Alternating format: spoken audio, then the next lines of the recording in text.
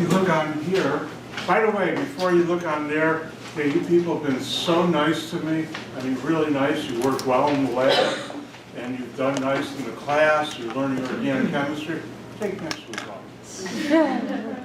And in case you forgot, spring break is next week. I hope you have a good time wherever you're going. If you're going somewhere nice, send me a postcard from wherever that is. You know, write something good on there. Having a good time, glad you're not here. Just like that. But anyways, next week will be spring break. I hope you all have a nice spring break.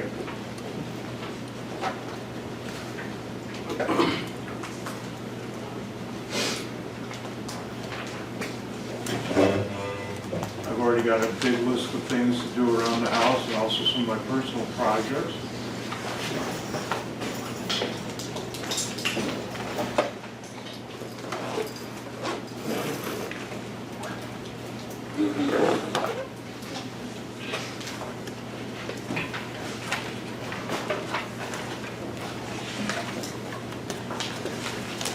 Now, I've already gone through this, but a little review never hurts. I've got the time today. And that is, we're talking about esters. We back up one slide. Actually, 2 slides. 3 slides. I like you. And we're talking about esters, but first, do that.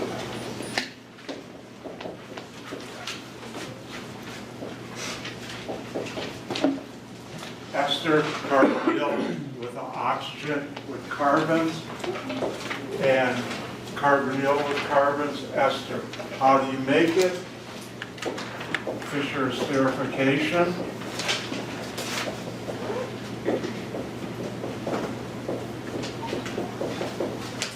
What happens? You start with a carboxylic acid reactor with an alcohol. Replace the hydrox group with the OR from the alcohol.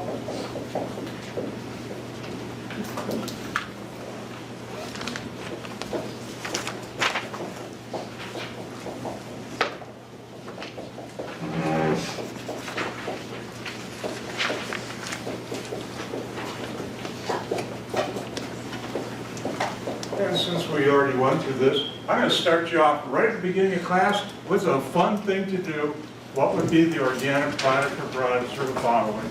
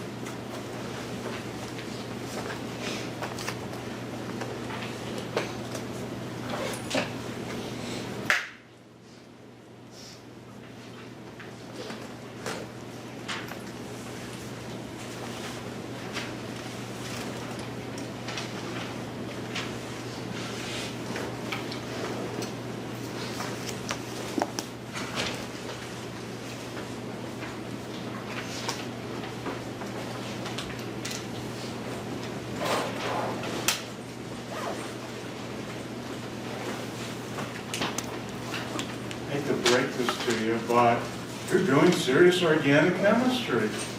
Something you just learned a day or so ago. Here, I show you general reaction and say, all right, go apply it.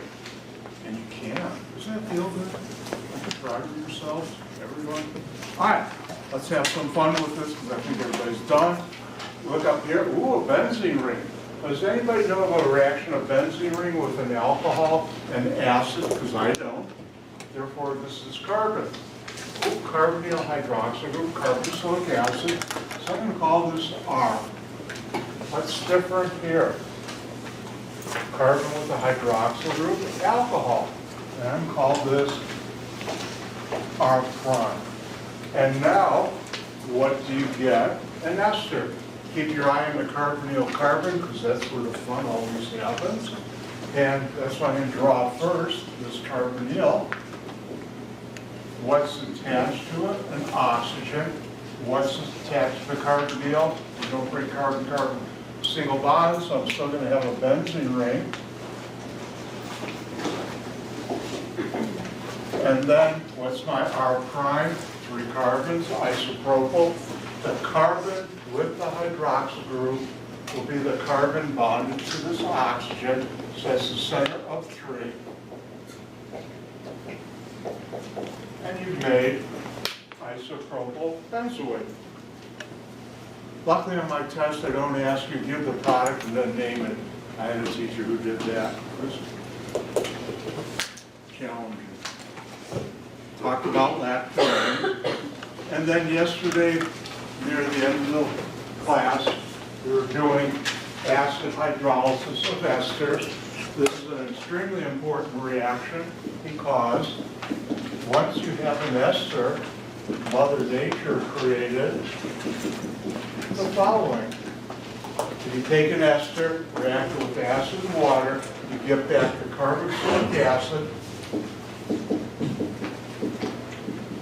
plus the alcohol you would have used to make that ester. And why is this so important? And we'll be coming back to it later in the semester. And it's important because all fats and oils are esters. And when you eat something with a fat or oil in it, like if you had anything today with butter on it, cream cheese for breakfast, say, or if you had bacon or other things with fats or oils in it, after you chew it and swallow it, it goes in your stomach. Now I'm way beyond my level of expertise, but the acid present in your stomach, which is amazing, hydrochloric acid, but that's still H+, breaks down the fats and oils by the following reaction. Remember, carbon with the hydroxyl oxygen here, and R prime will be the carbon that has the hydroxyl there.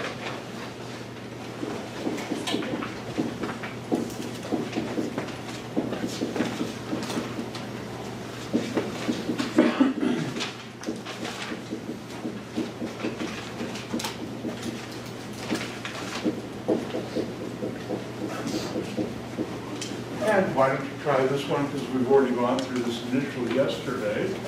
So I'll let you try it now.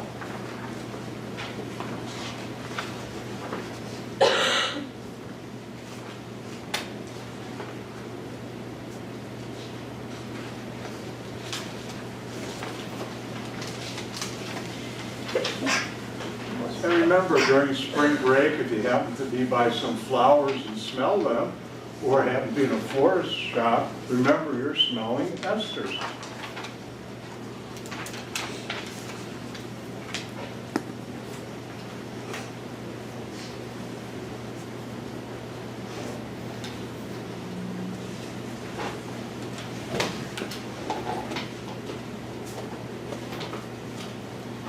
I just looked around the class and I passed another quiz. I know all your names.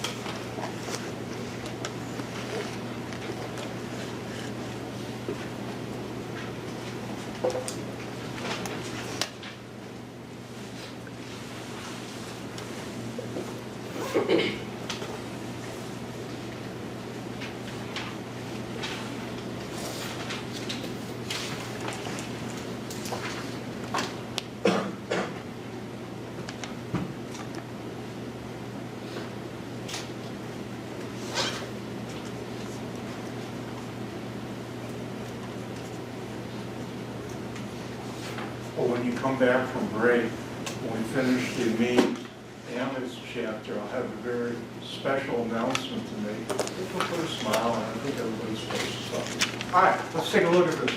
What's different? What functional group are we dealing with? 2 oxygens, they got my attention like that. Same carbon, carbon, double bond to oxygen, carbonyl, oxygen with carbons, right here, carbons here, ester. I'm going to call this R. I'm going to call this R prime. You can do it the other way, but still know what it's attached to. And I'm going to keep my eye on the carbonyl carbon because that's where the fun happens. And the first thing I get, I'm going to write down this carboxylic acid. What's R? Do you break carbon-carbon single bonds? No. So I have 1, 2, 3, 4 carbons like that.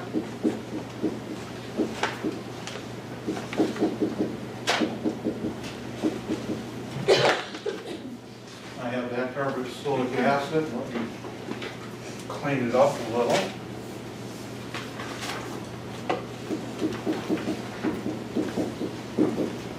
That looks better.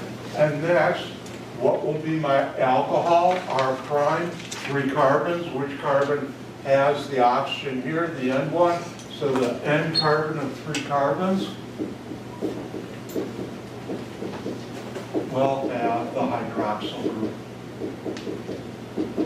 And that's how you do it.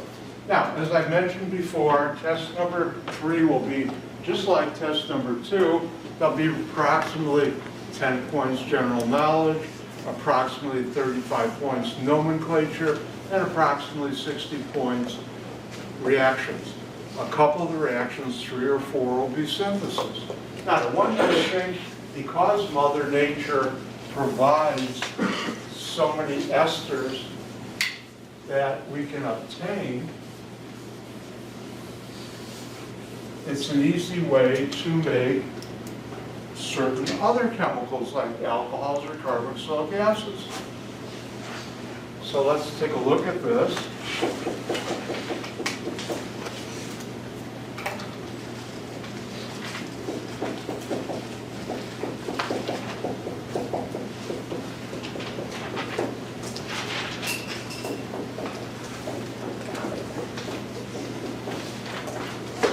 And the question would be, what would be the starting material to make these compounds? I'll do this one, then you know I'm going to share, but you have some fun too.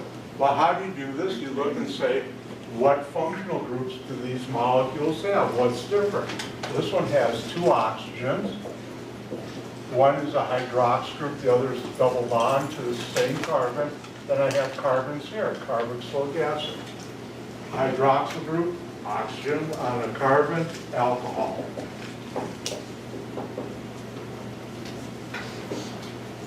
And what do you react acid and water, H plus is acid, to make that an ester? And therefore, my question mark starting material will be an ester. Well, which ester? Well, I come back here and say, on my carbonyl carbon of the carboxylic acid, that's R. On my alcohol, the carbon is attached to the hydroxyl group, I'll call R prime. And now, I can come over here and say, write the carbonyl. Don't forget Dr. White is biased, thinks carbonyls are the greatest thing in organic chemistry, because they are. But I'm biased. And I have my oxygen. What's R? 2 carbons. And what's R prime? Also 2 carbons. So if you're trying to make these molecules and you have this ester, you can. Now, when we get into fats and oils, I'll talk about a company I worked for here in the Chicagoland area for a number of years, and we did a variation of this reaction to make certain carboxylic acids and alcohols to the tune of about 3 million pounds a week. And you use those compounds, we'll talk about it when we get to fats and oils. By the way, something you can do, when you get home, or if you have it in your purse or backpack, if you look at any of your hand creams or other personal care items, if you see names on the ingredients list that end in ATE, like palmitate, oleate, stearate, those are esters, and I'll teach you later on when we get into fats and oils where they come from. And they're very useful, obviously, if you like your hand cream or air conditioners, shampoos, even bar soap. Those are all things.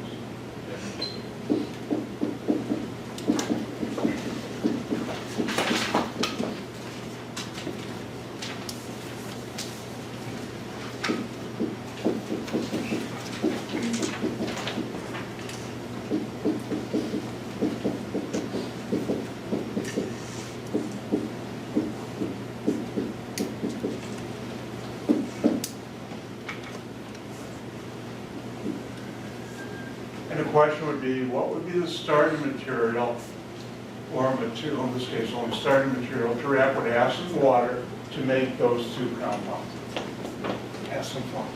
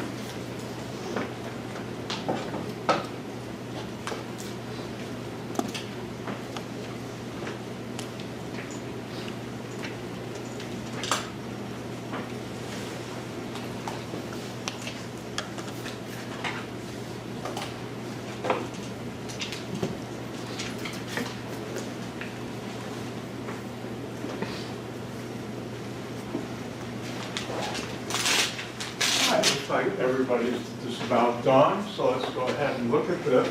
And the question is, what would be the starting material? And if I look at this and I say, ooh, what's different? Carbonyl, hydroxyl group, carboxylic acid. Ooh, a 6-member ring, but that's its carbon, hydroxyl group, alcohol. And I'm reacting with acid and water. And the question would be, what would be the starting material? Ester. What's my R? Methyl. What's my R prime? This ring. And therefore, if I put this together, I can do the carbonyl first, and then the oxygen. On here I have my methyl. Here I have my 6-membered ring. And I'm done.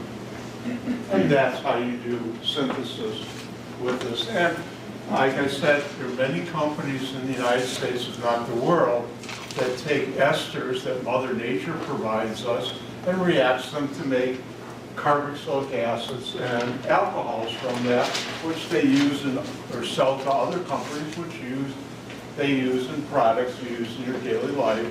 And the fun thing is, last third of the semester, coming up soon, or last quarter, we'll be going out into the real world more often, and you'll be learning where all those things come from, and actually are going to. All right. Now, if you can react a ester with acid catalyst, remember, a catalyst, excuse me, is only something that makes the reaction go quicker. It lowers the activation energy, and it's not consumed. So really the key thing here is water is added to break up the ester to make, in this case, a carboxylic acid and alcohol. And this is acid catalyzed. There's another reaction that's called saponification of an ester. And as always, these general reactions is a key organic reaction. And it's used, why is it? To make soap. How many of you use bar soap at home still? A number of you. The liquid soap I'll talk more about too, and I'll teach you later in the semester how that magic stuff soap gets your hands clean. Well, yeah, they're clean. Never know with markers. But this was used as a reaction by our forefathers and mothers to make soap. And in the colonial times and before that, I have to look on the internet and assume, but I don't know for sure, the Romans and other people agreed to have soap. We'll find out. I'll have to look on that this weekend. But anyways, what's this reaction? The reaction is taking an ester, reacting it with water again, but now the catalyst used is sodium hydroxide. And this is sometimes called ester-base saponification or base hydrolysis of an ester, but usually it's just called saponification of an ester because one of the products for many, many eons, and still is a soap. And the company I worked for that made carboxylic acids also made soaps, In fact, I've had interactions. How many of you have ever heard of the company Neutrogena? And I worked with those people because they were a big customer of the company I worked for, and talk more about their products. But I can tell you is, of all the companies I worked with that bought our products, like Procter & Gamble, Lever Brothers, and Neutrogena, they always use the highest quality products, which is also why their products are also the highest priced. But they do sell, at least when I used to work, and I assume they still do, very high quality products.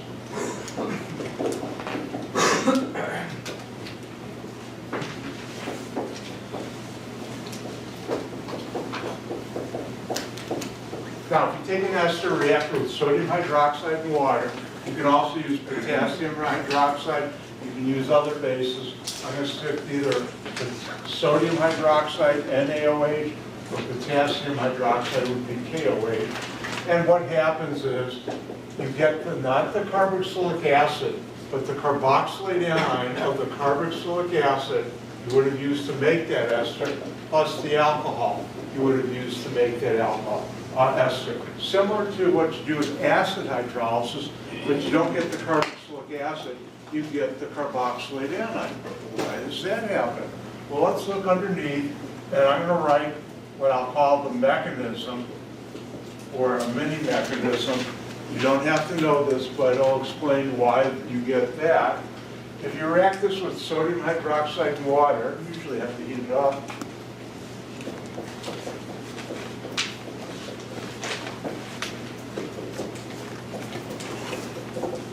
You'll get the carboxylic acid used to make that ester plus the alcohol. Now, if you notice, I have that in brackets. Whenever an organic chemist puts a structure in brackets in a reaction, that means you cannot isolate it. Why can't you isolate it? Because a carboxylic acid is an acid. If there's any base around in this reaction, there will be sodium hydroxide. This happens. This is a straight acid-base reaction. So with the sodium hydroxide present, this will immediately react. How immediately? There's no faster reaction in all of organic chemistry than an acid-base reaction. It's called diffusion control. What that means, as soon as the molecules come together and touch, they've reacted. Usually that takes less than a nanosecond, a billionth of a second. So as soon as this is formed, there's going to be this around, this happens, therefore you get this, not the carboxylic acid. Listen closely. If you put the carboxylic acid down instead of this on a test, I will mark it wrong every time. If you say, shouldn't I get partial credit? I'll tell you no, because in the presence of A's, this happens immediately. Now, sometimes people in commercials use that effect erroneously, in other words, to trick you.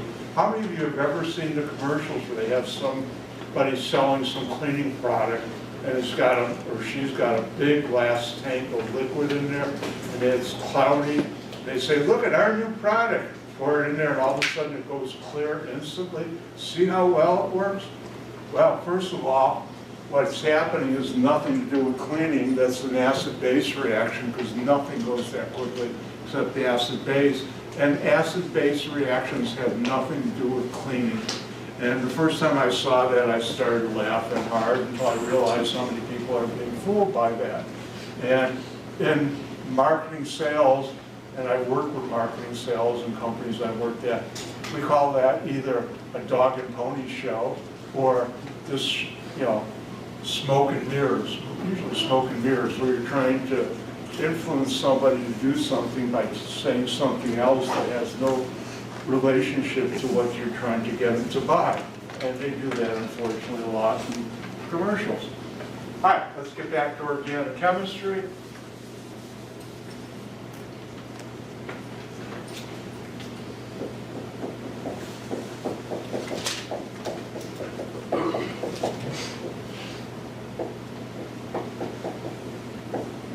And sometimes I'll write it this way, sometimes I'll write it both on the board and on a test this way, same thing with the ACS.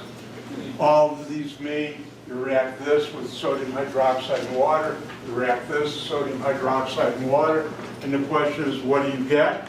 And let's take a look at what are we dealing with, what's different. Oxygen should get your attention like that. Got mine, carbonyl, oxygen here. What do we have? Carbons here, carbons and ester. Reacting with sodium hydroxide and water, this is modification of an ester. This is my R group. This is my R prime. What do we do? Keep your eye on the carbonyl carbon.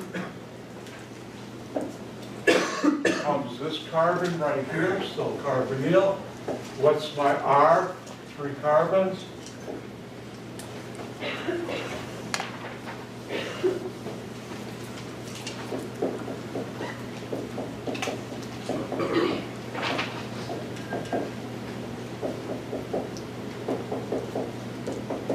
I get this carboxylate anion, not the carboxylic acid, because in the presence of base, you'll get that anion. And then, what else do you get? The alcohol. What's my R prime? Methyl. And that's what you get. How many of you have ever heard of lye soap? Anybody here of lye soap? Maybe 1 or 2. Well, soap, when R is very long, the carboxylate anion, I'll teach you this later on, that's all soap is, bar soap, with a little fragrance and some coloring. And sodium hydroxide has the ancient old name of lye. And you can still go into some hardware stores and buy lye, which is really the sodium hydroxide. And they called it lye soap because you reacted something to make the soap, and what did you react? Lye and water, sodium hydroxide. Now I'll teach you more about that when we get to fats and oils.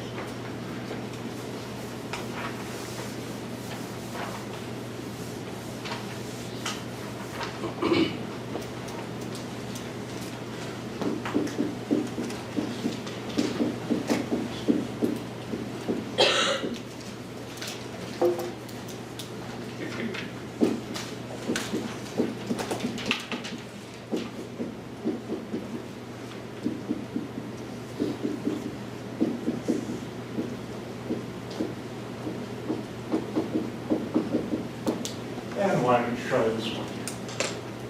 Question would be, what's the organic product or products to the following?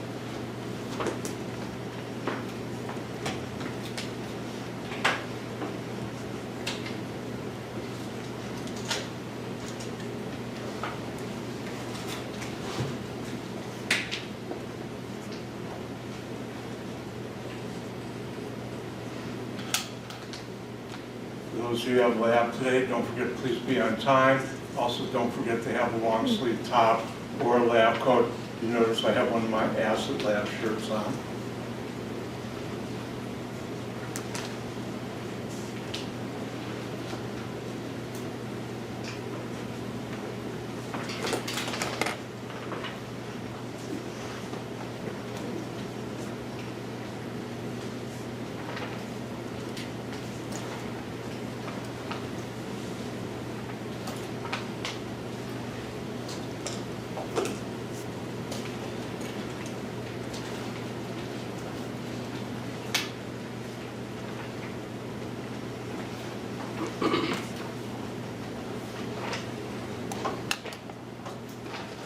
Don't look up and smile. Or frown. Just don't look up and look confused. Well, you can do that too. I hope not. Look out, it's bad humor right before the holiday or spring break. All right, let's do this one. Question is, what would be the product or products? Ooh, I haven't done this in a while. Pinch. Anyways, what do we have that's different?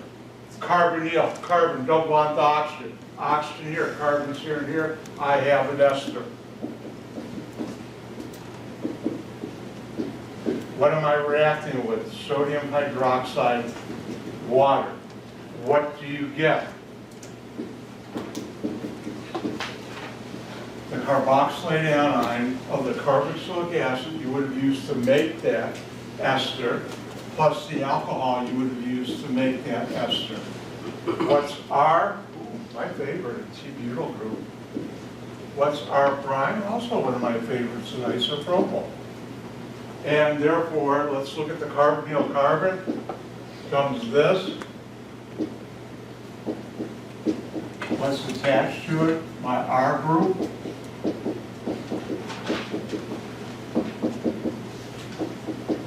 Now I have this carboxylic acid. What's R prime?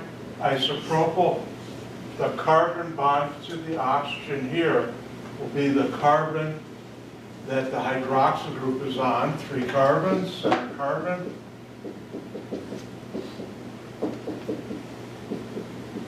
And I have isopropyl alcohol. And that's what you get. Oh, we got to do another one.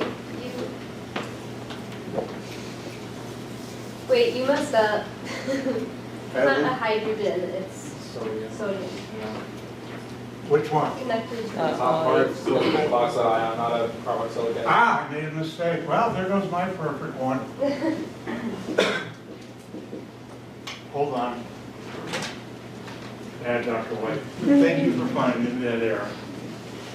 But as I told you the first day of class, I don't walk on water. You're going to need a whole spring break to live that one down. In that case, I better redeem myself. Let's do another one.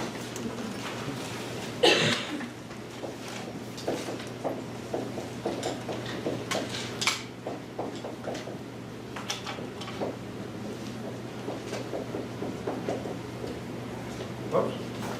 Let's do something different. And why don't you try this one? What would be the organic product or products of the following?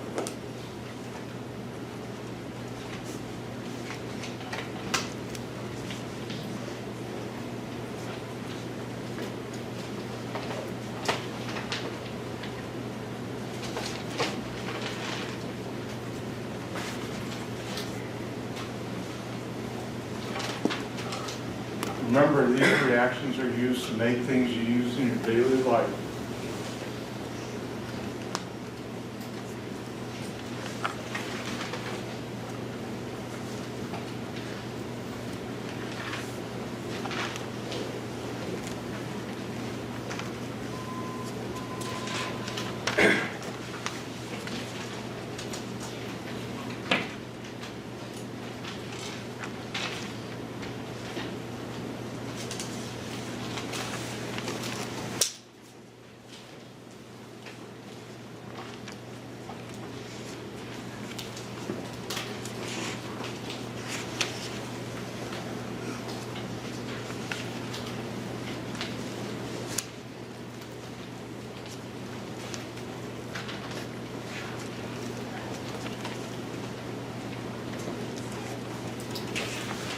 I was just doing a Three Stooges routine up here. Slowly he turns inch by inch. You don't know that. Anybody know who the Three Stooges were? If not, go to YouTube. I think everything's on YouTube except my high school graduation. All right, let's take a look at this. Question is, what's the organic product or products? What do we have here? Ooh, benzene ring, but carbonyl, oxygen, carbons there. This is carbons, really. So this is an ester. Aromatic ester, that's still an ester.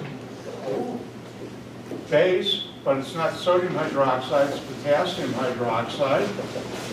And what are you going to get? And now the cation is potassium, not sodium, but everything else is, as I told you, you get the carboxylate anion of the carboxylic acid you would have used to make that, and you get the alcohol you would have used to make that. And now, what's R? Benzene ring. What's R prime? Methyl. And now, if we look at this, R is a benzene ring. I have my carbonyl. Make sure I do this right. You get that carboxylate anion, and you also R prime methyl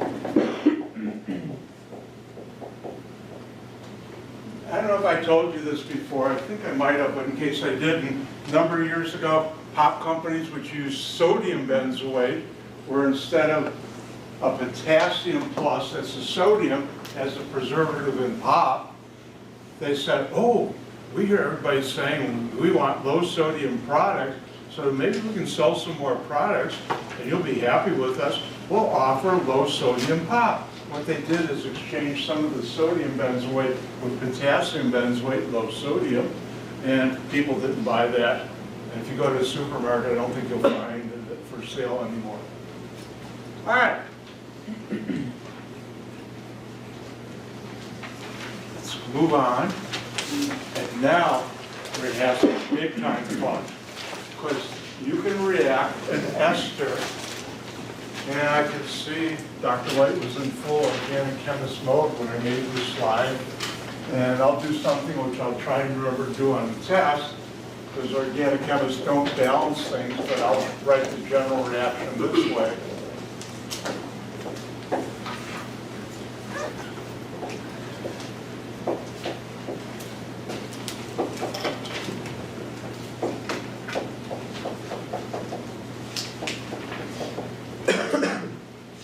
If you take an ester, and what I forgot, actually I didn't forget because we don't balance things, but for you people I will.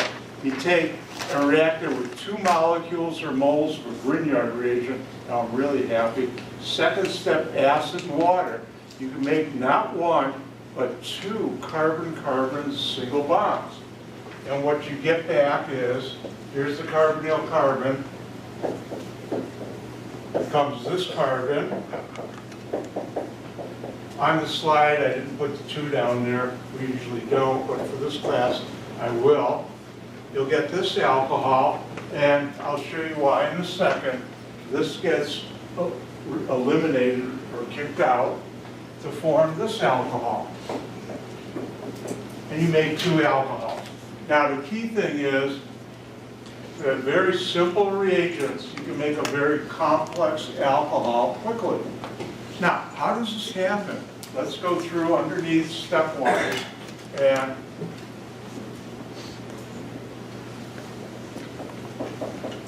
what happens is, this is a nucleophile, carbonyl, slightly positive, slightly negative. This comes in, attacks that, kicks this out.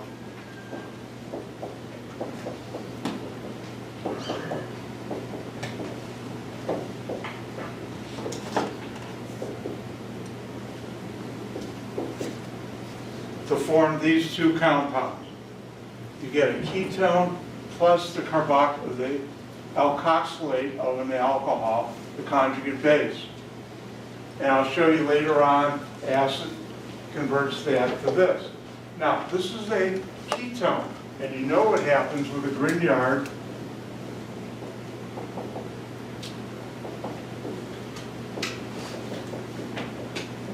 Ketone reacts with a Grignard to make an alcohol. That's what happens here. The second step, when you add acid, this becomes this alcohol. Again, what's underneath, you don't have to know, but students find it useful at times. Well, let's go through one of these.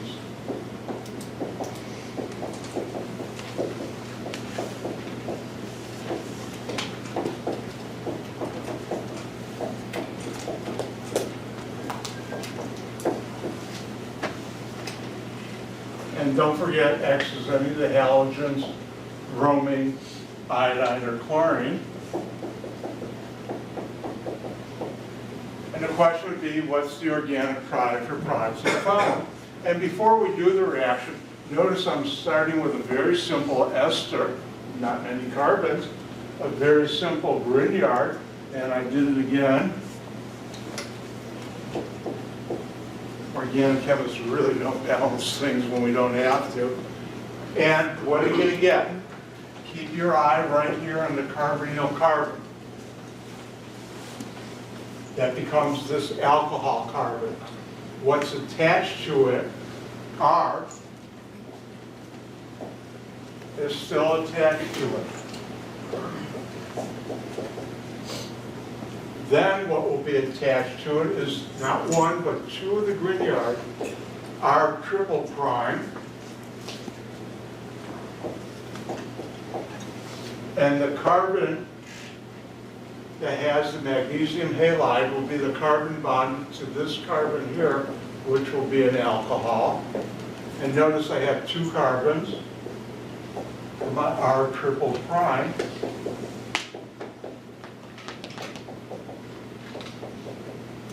And then the other alcohol will come from this, which is R prime. When you're doing this reaction, you usually keep R prime small, because I'll make methanol, which I can distill out easily, and make this very complex alcohol. What do they use alcohols for? Complex ones especially, to make artificial flavors. Those of you in lab today, you'll find out about that. And also to make esters that are used in perfumes. Next time you use or smell perfume, think about those are complex mixtures of esters.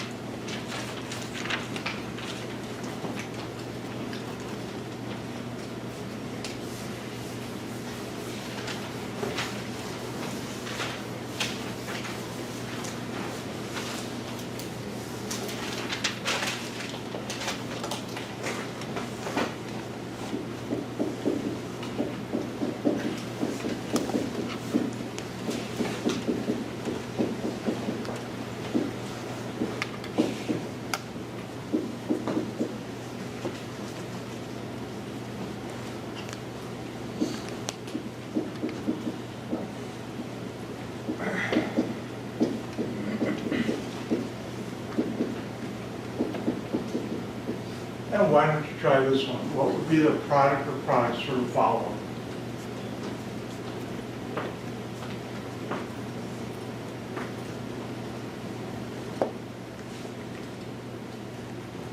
For those of you who like to print out the notes when we come back, either Monday or probably Monday, probably late in this lecture, I'll start on the next chapter, amines and their derivatives.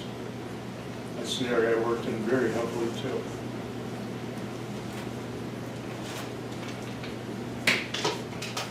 Boy, I worked in a lot of areas.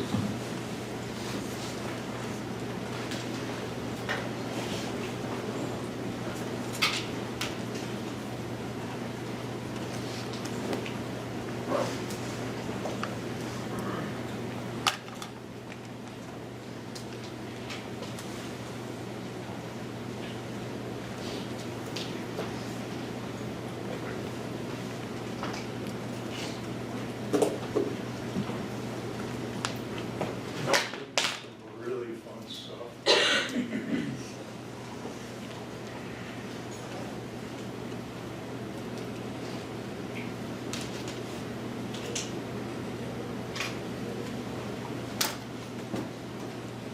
All right, looks like the last carbon just went down.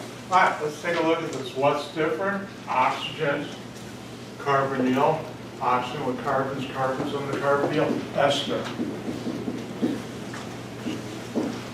What am I reacting with? 2 moles or molecules of a Grignard. Second step, acid, water. Keep your eye on the carbonyl carbon because that's where the fun is. And what's attached to it is still attached to it. This will become an alcohol, this carbon.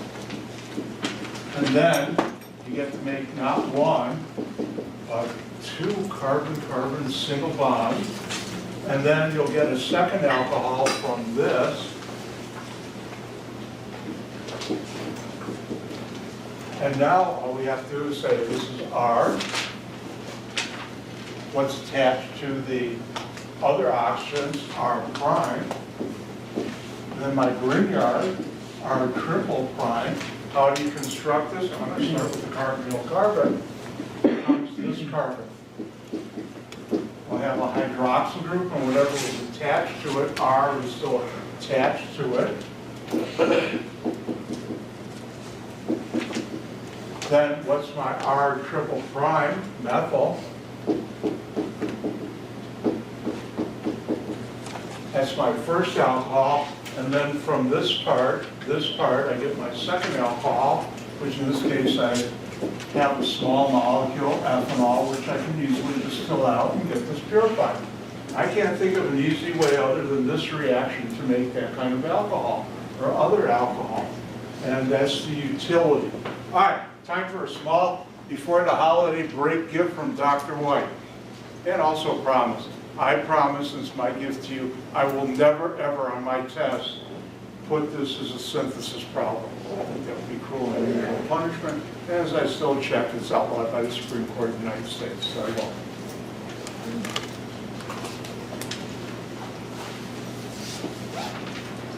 You know something, holiday break, I'm going to let you out a whole minute and 25 seconds early. Don't tell the truth. For those of you who are not going to be in lab, have a great spring break. For those of you who are going to be in lab, have a great spring break. Don't forget to study, work on the practice.